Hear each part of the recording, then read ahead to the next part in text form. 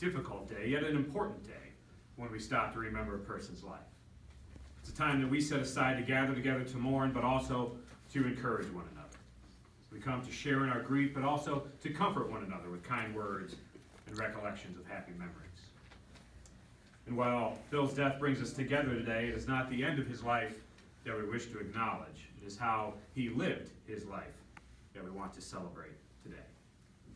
So we're going to celebrate the years that you were able to share with him and celebrate the impact that he had on all your lives. But most importantly, to celebrate the love that he had and the memories that were shared. On the back of one of the little cards you received when you came in today is a poem that reads, "Do not stand at my grave and weep. I am not there. I do not sleep. I am 1,000 winds that blow. I am the diamond glints on snow. I am the sunlight on ripened grain. I am the gentle autumn's rain. When you awaken in the morning's hush, I am the swift uplifting rush of quiet birds in circled flight. I am the soft stars that shine at night. Do not stand at my grave and cry. I am not there. I did not die." Bill's is not here. Here is just a mortal shell. But he lives on. He lives on in you, his family, in the love that you shared and the memories that you made together. And he'll live on in the stories of his life that you tell to future generations. Every life has a story. And each person has a unique way that they live their life and a special way that they touch those around them. And the best way to remember each person is to tell their story. Well, Bill's story began on February 18th, 1949 here in Lansdale. He had a wonderful childhood with his brothers and sisters.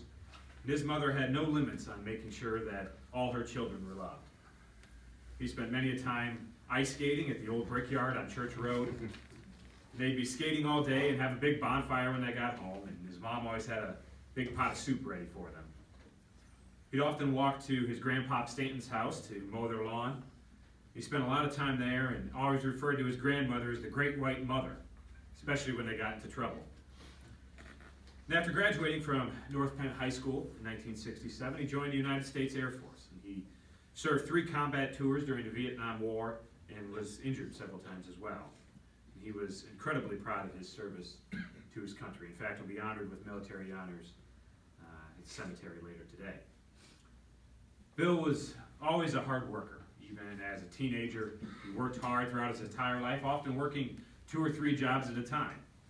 Worked at Leeds and Northrop, Coca-Cola, Chemtrans, Walter Boilo Excavating, Miller Brothers, and Del Valle International until his retirement.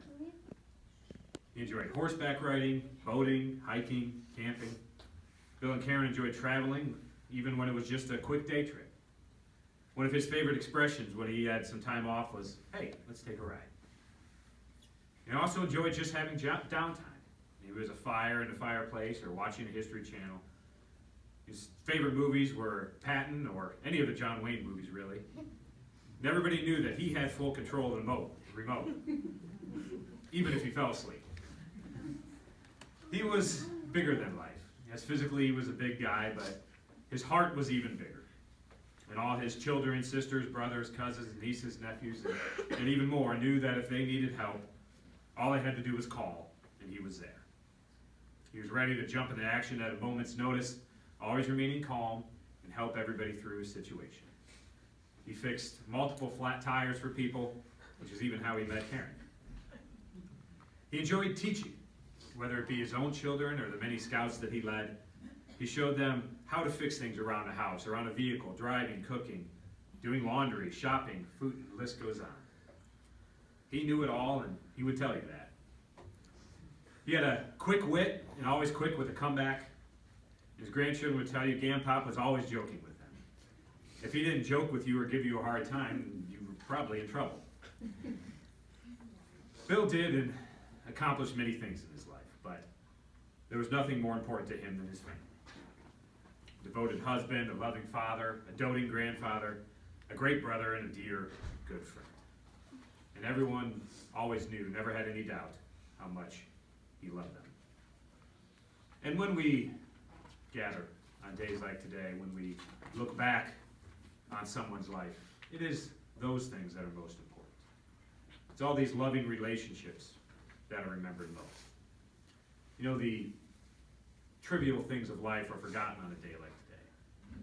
But what's cherished, what remembered, are those memories that created, the smiles that were made, and the love that was shared. So that's why we come together on a day like today, to comfort one another, sharing our grief by looking back on Bill's life and all those memories like we see in all these pictures here as well. So at this time, some of Bill's family are going to come forward and share some memories of his life, and then if there's anyone else too that would like to share, you're welcome to as well. I believe Bill's son Billy is going to